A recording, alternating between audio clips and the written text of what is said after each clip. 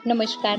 જયસિંહપુરા કન્યા શાળા અમરેલી, ધોરણ 8, સત્ર 1, કાવ્ય 2, એક જ દે ચિનગારી, ભાગ 1નો અભ્યાસ આજે કરીએ. જેમાં પાઠ્યપુસ્તક, શિક્ષક આવૃત્તિ, કાવ્ય પઠન, કાવ્ય ગાન, કાવ્યની ચિત્ર સાથે સમજૂતી અને શબ્દાર્થ સુધીનો સમાવેશ થાય છે. એક જ દે ચિનગારી કાવ્યના કવિ હરિહર ભટ્ટ. કાવ્ય પ્રકાર પ્રાર્થના ગીત. આ આપણું કાવ્ય 2નું પાઠ્યપુસ્તક છે. ભાષા સજ્જતા આપેલી છે, જેનો આપણે આગળ ભાગ 2માં વિગતે અભ્યાસ કરશું. સ્વાધ્યાય અને અભ્યાસ પણ ભાગ 2ની અંદર જોઈશું. અહીં આપેલી વિગતો ધ્યાને લેવી.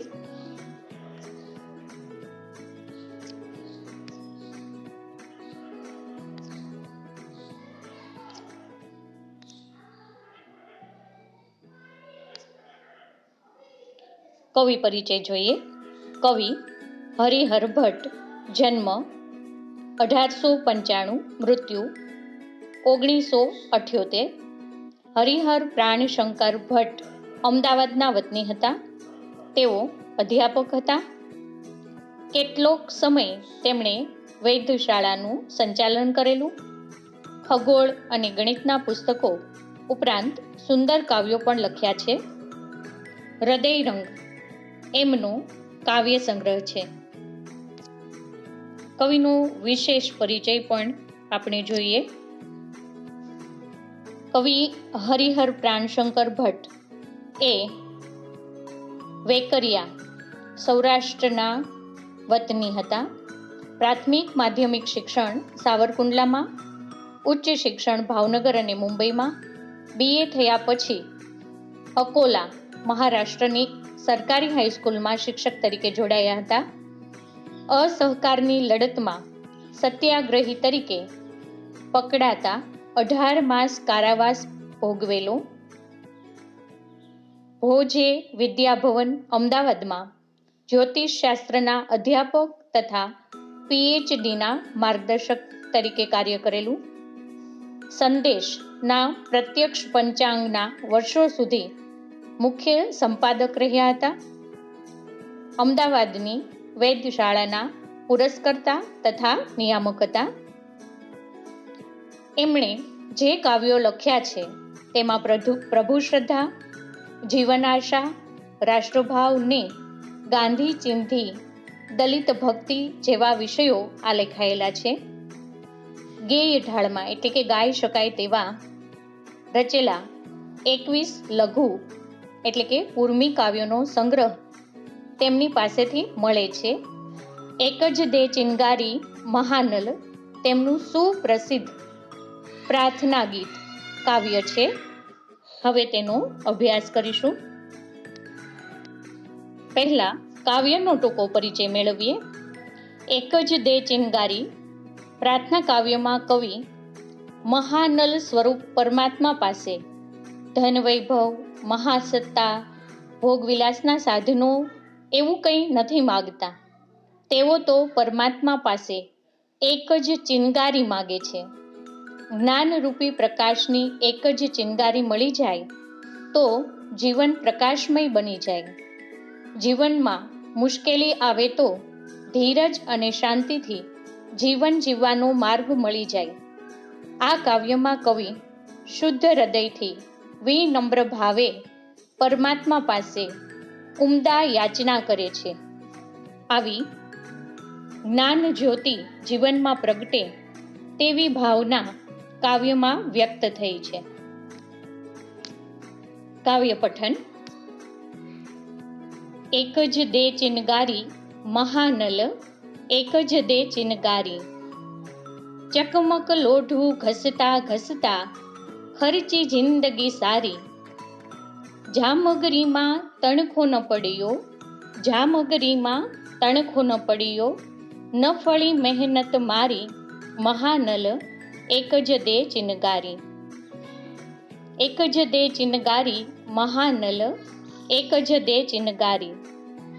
ચાંદો સળગ્યો સૂરજ સળગ્યો, ચાંદો સળગ્યો સૂરજ સળગ્યો, સળગી આભ અટારી, ના સળગી એક સગડી મારી, વાત વિપતની ભારી મહાનલ, એક જ દે ચિનગારી. એક જ દે ચિનગારી મહાનલ, એક જ દે ચિનગારી. ઠંડીમાં મુજ કાયા થથરે, ઠંડીમાં મુજ કાયા થથરે, ખૂટી ધીરજ મારી, વિશ્વાનલ હું અધિક ન માગું, વિશ્વાનલ હું અધિક ન માગું, માગું એક ચિનગારી મહાનલ, એક જ દે ચિનગારી. એક જ દે ચિનગારી મહાનલ, એક જ દે ચિનગારી. કાવ્યગાન.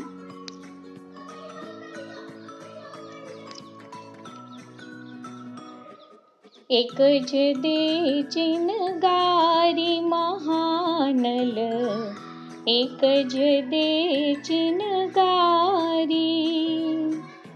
ચકમક લોઢું ઘસતા ઘસતા, ખર્ચી જિંદગી સારી. જામગરીમાં તણખો ન પડ્યો, જામગરીમાં તણખો ન પડ્યો, ન ફળી મહેનત મારી મહાનલ, એક જ દે ચિનગારી, એક જ દે ચિનગારી મહાનલ, એક જ દે ચિનગારી. કાવ્યગાન. ચાંદો સળગ્યો સૂરજ સળગ્યો, સળગી આભ અટારી. ચાંદો સળગ્યો સૂરજ સળગ્યો, સળગી આભ અટારી. ના સળગી એક સગડી મારી, ના સળગી એક સગડી મારી, વાત વિપતની ભારી મહાનલ, એક જ દે ચિનગારી. એક જ દે ચિનગારી મહાનલ, એક જ દે ચિનગારી.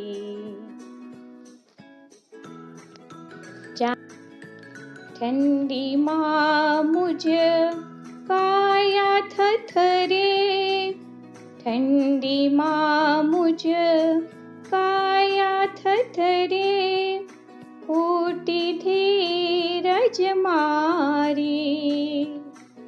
વિશ્વાનલ હું અધિક ન માગું, વિશ્વાનલ હું અધિક ન માગું, માગું એક ચિનગારી મહાનલ, એક જ દે ચિનગારી. એક જ દે ચિનગારી મહાનલ, એક જ દે ચિનગારી. હવે કાવ્યની એક એક પંક્તિને લઈ આપણે તેની સમજૂતી મેળવીએ. કાવ્યની પ્રથમ પંક્તિ. એક જ દે ચિનગારી મહાનલ, એક જ દે ચિનગારી. આ પંક્તિમાં કવિ પ્રભુને પ્રાર્થના કરે છે કે હે પ્રભુ, હે પરમ કૃપાળુ પરમાત્મા, મહાનલ એટલે કે અગ્નિ સ્વરૂપ તમારામાંથી માત્ર મને એક ચિનગારી પ્રકાશનું એક કિરણ આપો, જેથી મારું જીવન ઝળહળી ઉઠે. કવિ જ્ઞાનરૂપી પ્રકાશની માંગણી અગ્નિ સ્વરૂપ પરમાત્મા પાસે કરે છે. હવેની કાવ્ય પંક્તિમાં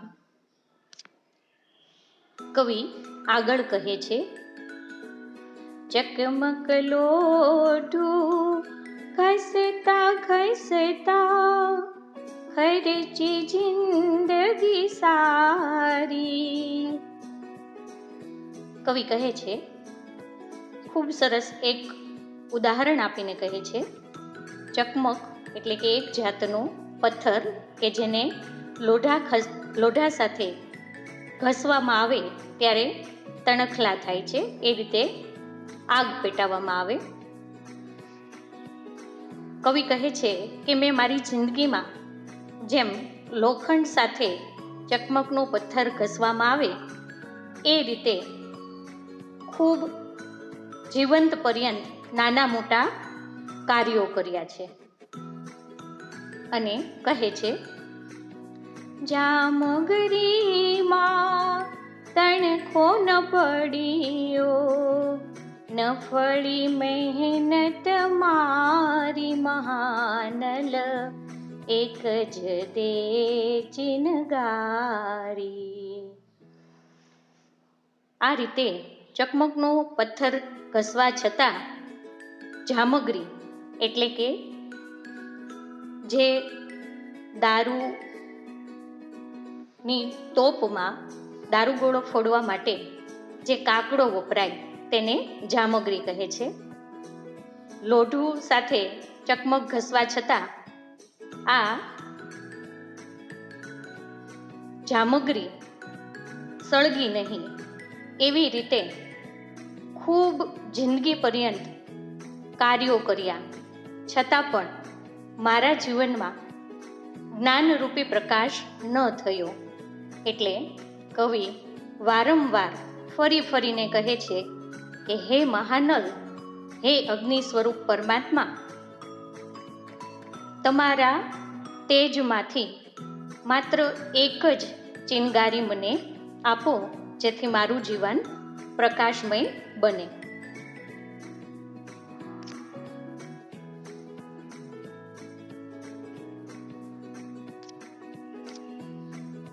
આગળ કવિ કહે છે, ચાંદો સળગ્યો, સૂરજ સળગ્યો, સળગિયા ભટારી. કવિ ખૂબ સરસ રજૂઆત કરે છે કે હે મહાનલ, હે પરમાત્મા, તમારા તેજથી ચાંદો ચમકી ઉઠ્યો, સૂરજ સળગી ઉઠ્યો, અને આ ભટારી એટલે કે ઝરૂખામાંથી જ્યારે આકાશ રાત્રિના તારાઓથી ભરેલું દેખાય અને એ બધા જ તારાઓ તમારા પ્રકાશથી ચમકી ઉઠ્યા, પણ ના સળગી એક સગડી મારી, વાત વિપતની ભારી મહાનલ, એક જ દે ચિનગારી.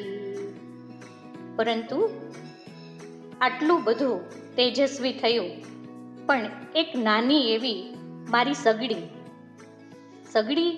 અહીં કવિએ જિંદગીના અર્થમાં કહ્યું છે કે મારી આ નાની એવી જિંદગી પ્રકાશિત ન થઈ, એટલે તમે તમારી એક ચિનગારી, એક કિરણ આપો કે જેથી મારી જિંદગી પ્રકાશિત થઈ જાય. અને કવિ વારંવાર પ્રાર્થના કરે છે કે હે મહાનલ, એક જ દે ચિનગારી.